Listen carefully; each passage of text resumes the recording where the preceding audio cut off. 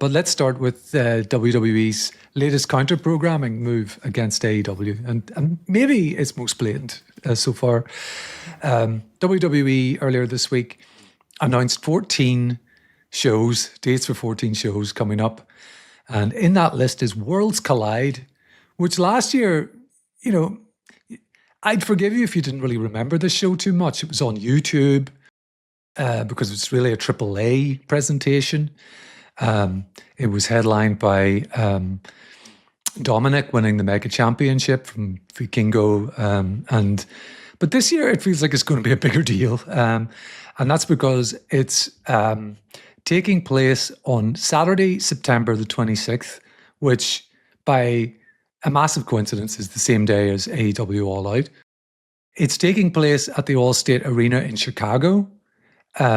And again, I'm sure this is a coincidence. All Out is taking place in the Chicago suburbs at the Now Arena in Hoffman Estates. Both starting at 7 p.m., I believe. To be fair, I believe like Rosemont, Illinois is also like a Chicago suburb. So neither show is actually really in Chicago. Yeah. That's fair. Yeah. So as I said, it's the second WWE AAA Worlds Collide.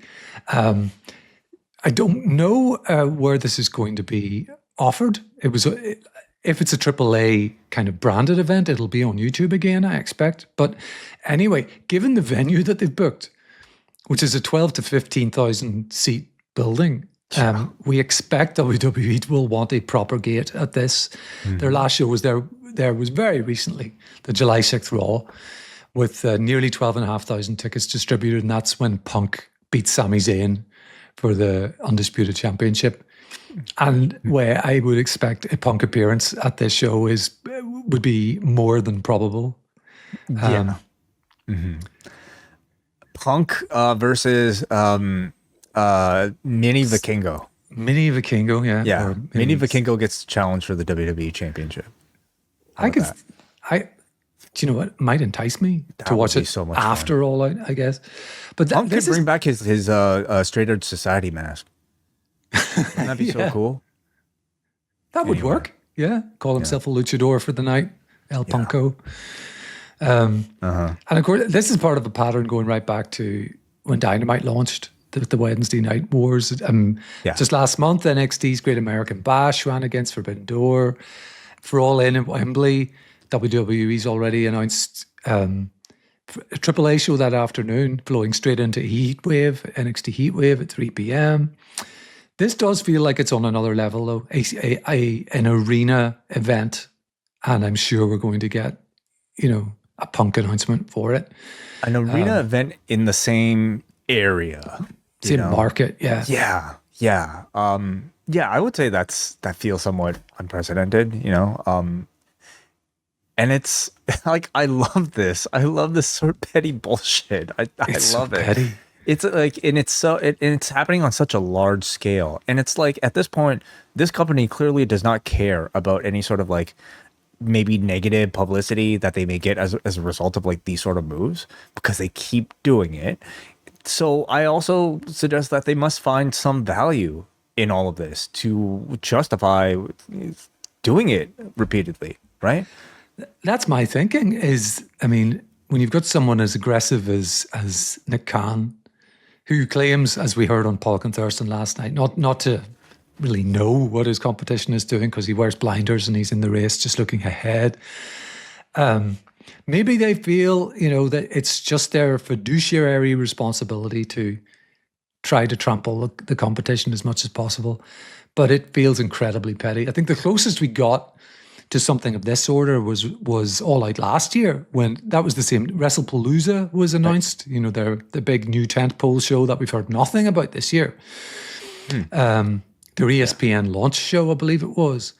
And that was originally to go against All Out, and AEW moved the show to the afternoon. I wonder, do you feel AEW might do the same thing?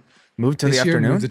Move the start time? So WrestlePalooza is one thing. It's like, it's their big ESPN debut. It's the main roster. They're really loading that card. A Worlds Collide show, even with the CM Punk, I don't think so. I don't think you need to move for that. I don't think this will do anything to harm. Again, we don't know what the card is. Like they could put, the Undertaker coming back, AJ Styles comes back. Who knows? But like, okay, let's say CM Punk comes back. Yes, that is a big deal for a show like this. But it's a Worlds Collide show, and therefore I don't think there are like major storyline ramifications to it versus an All Out, which at this point is really widely recognized as like one of their big, shows of the year. So I don't think like you're drawing any of the AEW people, like hardcore certainly, from not watching All Out to watch a Worlds Collide show, even with the CM Punk special attraction, and they're not like if they really wanted to, why isn't this a WrestlePalooza? Why isn't this a more significant show where you could throw all of your like heavy hitters into it? And it's because they perhaps like don't really want to have a real competition. They don't want to maybe risk, like losing perhaps not to say they would even lose, but like, to maybe sacrifice, whatever actual numbers they would get for like their A product. But for that reason, they're also, I don't think, going to take a huge dent, in my opinion, out of, AEW's programming. And if anything, it only like probably makes Tony want to like book All Out to be even a bigger show. Yeah. I mean, I'm sure they put some big main roster names on this show. But like you said, AAA is still kind of a minority sport in all of this. I think, I watch it on a Saturday night because I tend to do the write-ups for a brief write-up because it's like 40-something minutes minus ads for the site.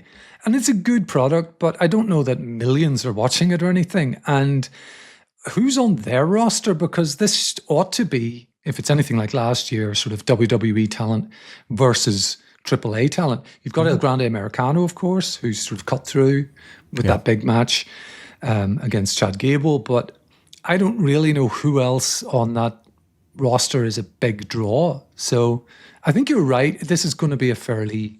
It's not a WrestlePalooza. It's not even really a B-level main roster PLE. Yeah, exactly. And it can be made to look bad, I think. I felt, and this is a personal view rather than kind of trying to impart news to people, but that, some of the precedents have not looked wonderful. That when we had Great American Bash, that was it. And then Saturday night's main event, Goldberg. Yeah, they had the Goldberg. And and they had the whole weekend of programming. They did Evolution then the next day. That's right. That's what I was trying to think of. And of course, like the direct counter programming was Great American Bash, which is a few hundred people in the Performance Center, and that just to me looked pretty crap, So I don't know.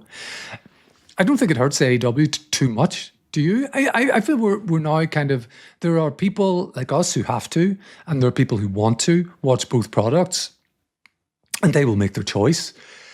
But I think there are also a large number of distinct fans. You only need to look online to see that.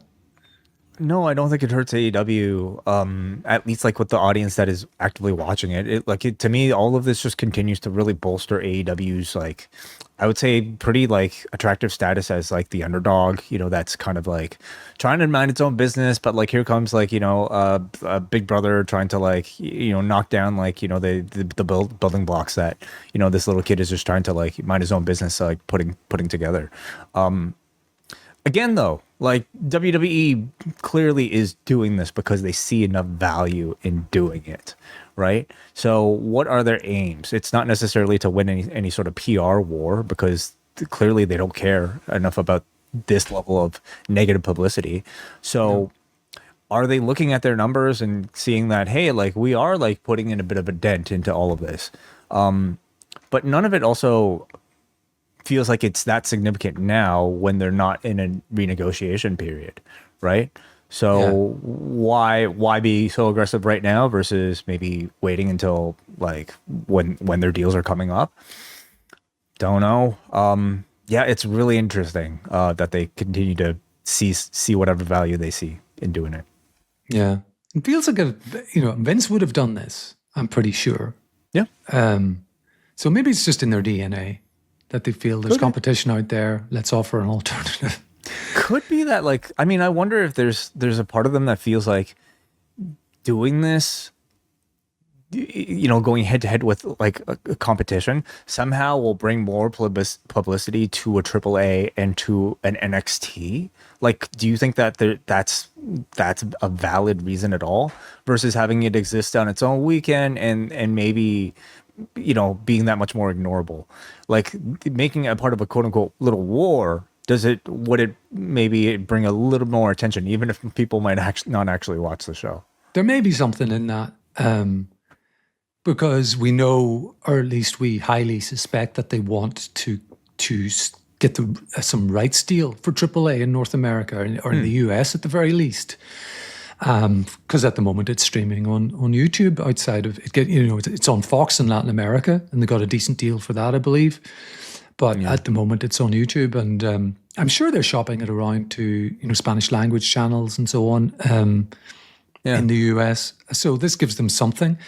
And again, they wanted to, by the same token, although it's not the same deal, they're not running against AEW. The first night of Triple Mania is taking place in the US, albeit in a much smaller venue than the second night. So it could be part of that, trying to sort of just raise the stock of AAA a little bit. What they might have going for it is the fact that unless like a deal gets announced, this will likely be on YouTube for free for most people watching, right? So that versus AEW's likely price tag of however much it is, like that could sway maybe a casual WWE fan who like just wants to watch any professional wrestling that evening and doesn't really care enough to like pay that amount of money to sample AEW's product, maybe.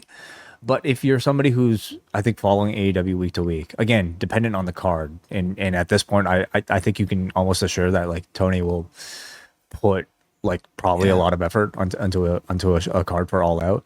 I don't see it like maybe affecting that much.